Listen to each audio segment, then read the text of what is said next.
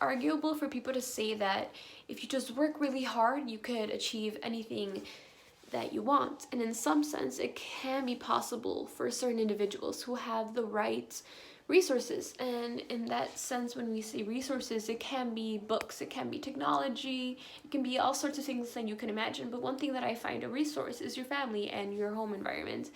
And in that, I wanted to talk about meritocracy and how they talk about based off your own merits, you can succeed, and your failures are, or how you fail is ultimately up to you.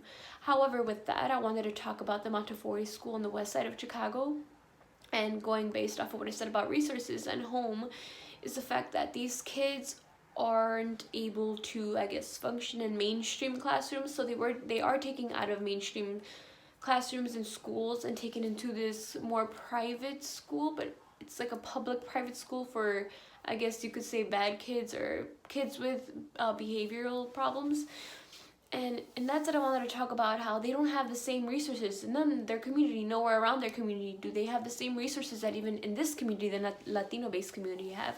We have way more resources than they do. However, it is so poor to compare to us when we're trying to compare ourselves to, let's say, when we are talking about race, the more white community schools. They have an abundant amount of resources in the professors and who is teaching in these schools.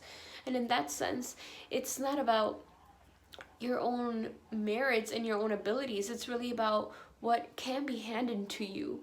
And in that sense, we are predisposed to this already kind of stigma based off our community and based off of where we do live, how well we will succeed. And yes, of course, it is easy to say that anybody could just work hard for what they want. But even then, people don't always have the same opportunities to be able to work as hard as others.